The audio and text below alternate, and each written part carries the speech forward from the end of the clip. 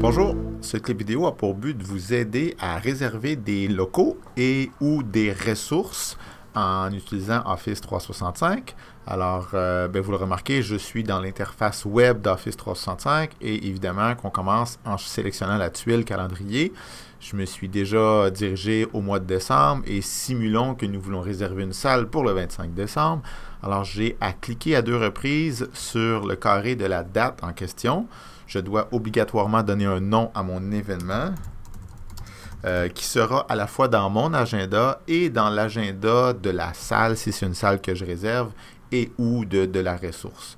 Donc, avant de sélectionner ma salle, je vais préciser les heures. Vous verrez bientôt, par exemple, c'est toute la journée, OK, jusqu'à 16 heures. Et je vais ensuite aller réserver ma salle. Pourquoi c'est pertinent de commencer par préciser les heures? Parce que je me fais offrir les salles qui sont libres. Et évidemment que si j'ai d'abord précisé mes heures, ça va être beaucoup plus fiable que si je réserve ma salle, alors que le formulaire vierge, là, c'est toujours de 8h à 8h30.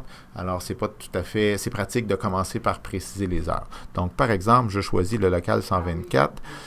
Vous avez remarqué que dès que j'ai appuyé sur changer de salle cette fois-ci, mais sélectionner une salle tantôt, j'étais déjà au centre administratif, mais j'aurais pu choisir une nouvelle liste de salles et aller dans un autre établissement. Si j'ai les permissions techniques de réserver des salles dans ces autres établissements-là, ça va fonctionner exactement de la même façon. Mais bon, dans ce cas-ci, j'ai réservé le local 124, c'est fait. Donc, ça sera à la fois dans le calendrier de Dominique Gagné et dans le calendrier de ce local-là. Si je voulais réserver d'autres ressources, par exemple des projecteurs, il est pratique de savoir comment se nomme le calendrier de réservation de cette ressource-là. Alors, moi, je sais que si je fais une recherche dans l'annuaire en inscrivant tout simplement 060 SE, SE pour service éducatif, je sais que l'ensemble des projecteurs disponibles au CP, par exemple, ils me seront affichés. Là, je peux en choisir un. Encore une fois, je vois ce qui est disponible. Alors, c'est assuré que ça va fonctionner avec ce projecteur-ci. Puis, il y aurait beaucoup d'autres options dont on pourrait parler, mais je me restreins à vous parler de ce qui est le plus important et la base.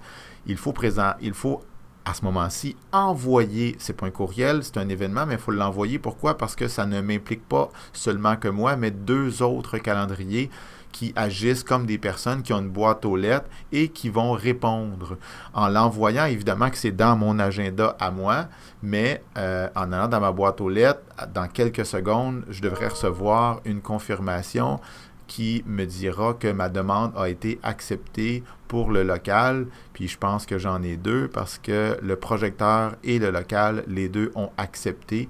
Donc là, je suis assuré que mes réservations se trouvent aussi à l'intérieur de ces calendriers-là et que personne d'autre pourra réserver aux mêmes heures à la même journée.